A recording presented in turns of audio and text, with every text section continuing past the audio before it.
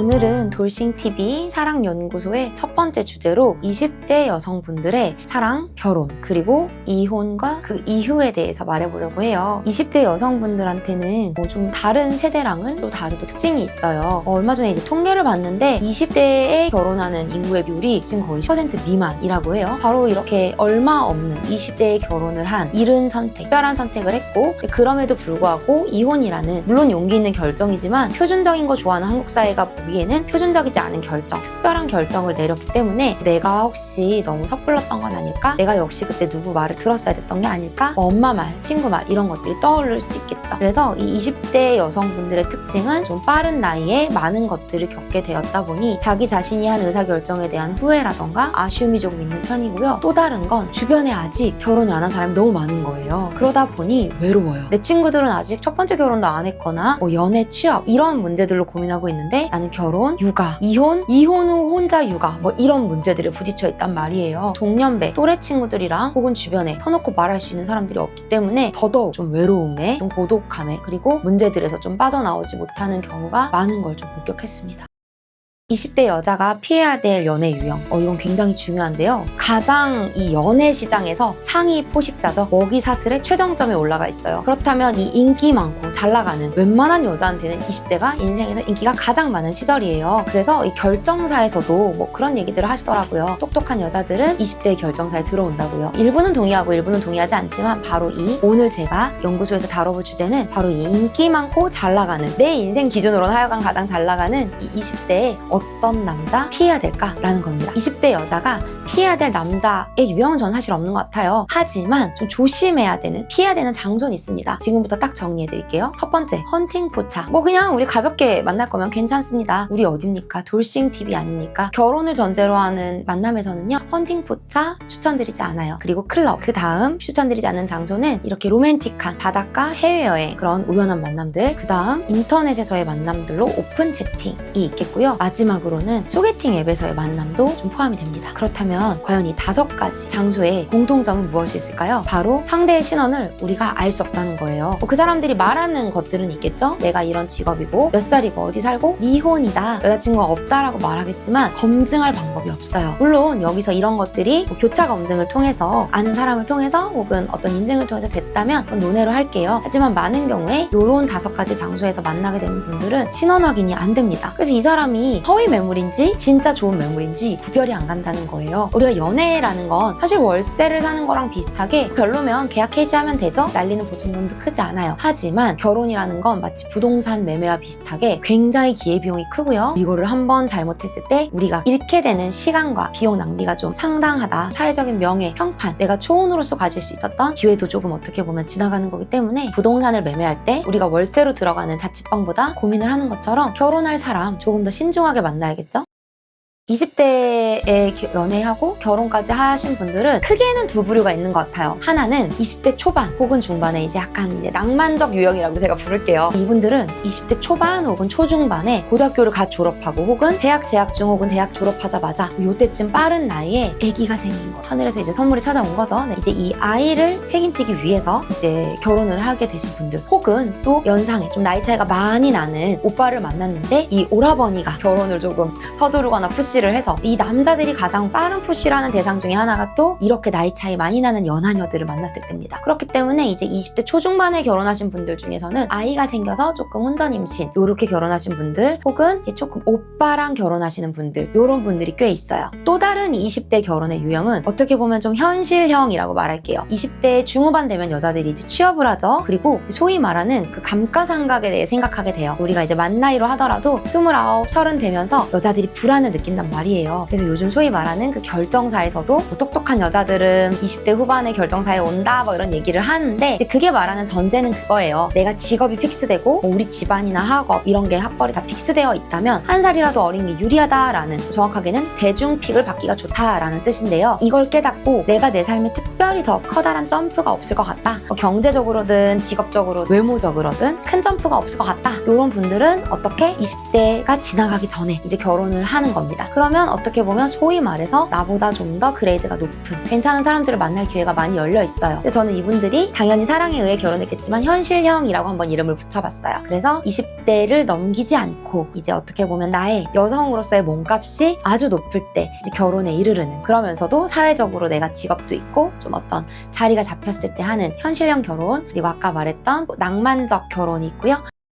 20대에 결혼하는 유형이 이렇게 다양하지만요. 사실 헤어짐의 이유는 좀 비슷해요. 헤어질 때는 좀 크게 3가지 요소들이 작용을 하더라고요. 공통적인 요소들이 있어요. 첫 번째는 바로 내가 과연 최선의 선택을 한 것일까? 내가 너무 개눈 감추듯이 후다닥 한 게 아닐까? 아기가 생겨서 결혼하면 사실 선택의 여지가 없죠. 아주 솔직하게 말하면 이게 그 피임을 제대로 안 해가지고 아기가 어린 나이에 생겼다는 것 자체가 이 배우자가 아주 신중하고 사려 깊은 배우자인가 아닐 확률이 어느 정도 있어요. 물론 책임을 졌다는 점에서는 아주 높게 살 부분이고, 어릴 때 아기가 생겨도 잘 사는 부부가 있지만요. 계획된 임신이 아니었다라고 하면은 조금 살아가면서 문제가 생기는 경우가 분명히죠. 여성분들도 이걸 점점 느끼는 거예요. 내가 과연 최선의 선택을 했나? 그리고 20대가 어떤 나이예요? 몸값 최고인 나이라고 했잖아요. 그러니까 내가 결혼을 했어도 아직 나의 여성으로서의 시장 가치가 상당히 높다는 걸 알고 있어서 나 과연 좋은 선택을 한 걸까? 라는 미련이 남아있는 게 첫 번째 이유입니다. 두 번째는 바로 우리는 모두 다 가지 않은 길에 대한 어떤 아쉬움이 남는 거죠. 20대는 어때요? 대부분의 친구들이 자기가 돈 벌어서 자기 혼자 쓰고, 혹은 뭐 아직은 부모님 용돈으로 생활하고, 어른이 되어서 책임 없는 쾌락을 사실 어떻게 보면 즐기고 있는 나이인데, 이때 가정 혹은 육아라는 무거운 짐, 그리고 우리 한국 사회에서 또 며느리 혹은 딸, 그리고 이제 결혼하면 효도도 해야 되거든요. 양쪽 집안에. 또 갑자기 많은 역할을 하게 되면서 자유로운 20대 싱글 라이프랑 내 삶을 계속 비교하게 되는 거예요. 그러면서 내가 선택한 거지만 불만이 생길 수 있는 거죠. 왜냐면 저 삶이 내가 안 가봤고 너무 반짝거리니까. 그리고 세 번째는 당연히 결혼을 하고 아이를 낳고 하면서 어른이 되어 가겠지만 상대적으로는 2명 다 미숙한 경우들이 좀 있어요. 그러면서 좀 연애도 많이 하고 헤어져도 많이 보고 사람에 대한 기대도 꺾여보고, 이제 진짜 뭐 별거 없다. 우리 이제 30대 40대 언니들 편에서 이제 나올 텐데, 우리 30, 40대는 기대가 별로 없습니다. 정말 많이 언니들이 해준 얘기가 그놈이 그놈이다 라는 얘기였어요. 그런데 이제 20대는 그렇지 않아요. 이 사람과 저 사람은 다르고 더 원을 찾는단 말이에요. 그렇기 때문에 어떻게 보면 이런 사회 경험 혹은 이런 연애 경험들이 부족하다 보니 미숙한 와중에, 배우자도 비슷하겠죠? 미숙한 사람들끼리 가정을 이루었다, 혹은 이 미숙한 사람들끼리 아이를 낳았을 때 조금 더 다른 연령대에 비해서 갈등의 해결이 잘 안 되는 경우가 있어요. 그게 심해져서 결국은 이혼까지 이르게 되는 게 바로 이 20대 이혼의 특징입니다. 그래서 어떻게 보면 빠른 의사결정을 해서 남들의 부러움을 사기도 하지만, 그 빠르다는 것, 그리고 그 특별하다는 사실이 나를 불안하게 만들고 내 선택을 의심하게 만들고 내 앞에 주어진 것들을 더 불행하고 더 크게 과장되게 안 좋게 보이게 만들어서 이혼에까지 이르게 만드는 게 좀 20대에 결혼을 했다, 이혼까지 이른 분들이 좀 저한테 많이 말씀해 주신, 제가 많이 분석한 특징이었어요. 그러면 이제 이혼 이후의 삶에 대해서 얘기를 해봐야겠죠? 20대에 이혼을 했을 때 좀 어떨 것 같아요? 좀 불행해지지 않을까라고 생각들을 하시는데요. 생각보다 안 그래요. 이게 결혼도 그렇고 이혼도 그렇고 사랑꾼들이 하는 거고 용기 있는 사람들이 하는 거거든요. 사랑이 없으면 이혼도 안 합니다. 사랑을 믿는 사람들이 이혼을 하는 거예요. 제가 계속 말하는 게 뭐죠? 20대 여성, 정말 인생에서 굉장히 몸값이 높은 시기예요. 커리어적으로 보다는 이제 연애적으로 말씀드렸을 때는 이성관계에서 굉장히 여전히 매력 자본이 높기 때문에 아이가 없는 경우 연애 상당히 많이 하시고요. 막 초혼의 연하남 만나십니다, 이분들은. 근데 아이가 있다고 해도 예외는 아니에요. 본인만 새로운 사람을 만날 준비가 됐다면 기회는 굉장히 많아요. 다만 이제 그 사람이 내 눈에 차는 사람이냐, 이거는 좀 별도의 이슈지만요. 그래서 20대에 이혼하신 분들 새로운 사랑 생각보다 잘 찾아가시고요. 아이를 키움에 있어서도 괜찮아요. 왜냐면 20대는 아직 커리어를 새로 시작할 수 있는 나이이기 때문이죠. 그래서 의외로 20대에 이혼을 했다면 아이가 아직 신생아, 돌잡이이거나 커봤자 아직 유치원생이란 말이에요. 그럼에도 불구하고 혼자 양육을 하겠다고 결정하는 용기 있는 어머니들이 있어요. 생각보다 엄마들이 많이 애를 데려가요. 그럼에도 불구하고 연애 잘 하시고요. 그 다음에 커리어를 새롭게 시작해서 이제 새로운 직업을 공부를 하시기도 하고 기술을 배우시기도 하고 여러 가지 원래 특기를 살리시기도 해서 새롭게 직업을 가지고 잘 사시는 분들이 있어요. 20대는 너무 어리기 때문에 어떻게 보면 새롭게 사랑이든 커리어든 그리고 어린 나이에 대한 육아든 하기가 좋은 나이라는 게 의외의 연구 결과입니다.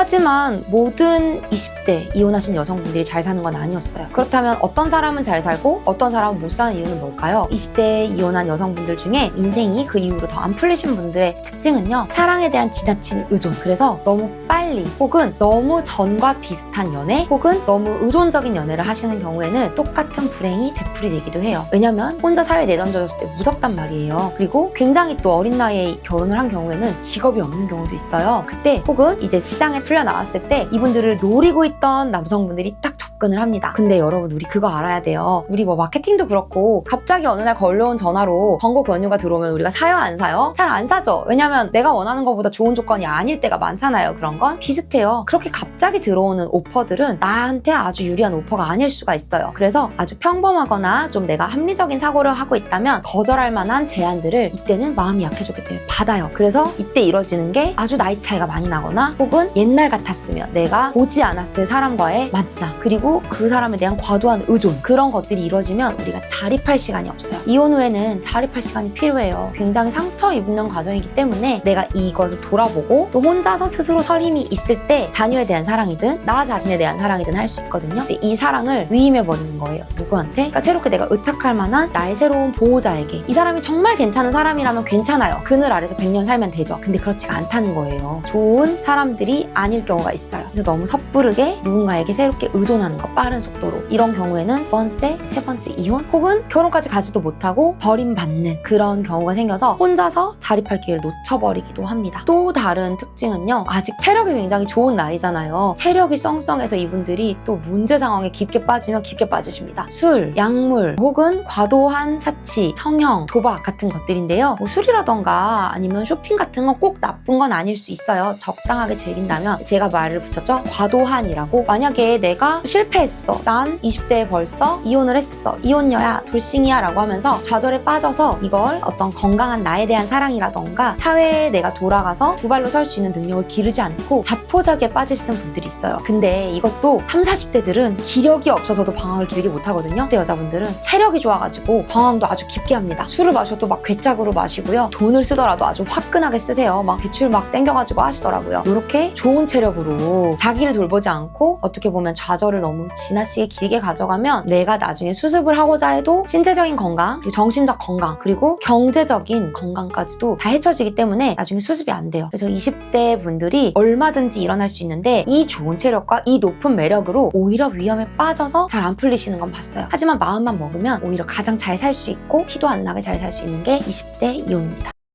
오늘 돌싱TV 사랑연구소의 첫 번째 연구 주제로는 바로 20대 여성들을 다뤄봤는데요. 어떻게 재밌게 들으셨나요? 네, 다음 연구 주제는 바로 20대 남성들입니다. 더 희귀한 존재죠. 20대에 결혼했다, 이혼까지 하는 남자들 정말 많지 않아요? 네, 굉장히 흥미로운 또 주제들 가져왔으니까요. 다음 영상에서 만나 뵙겠습니다. 감사합니다.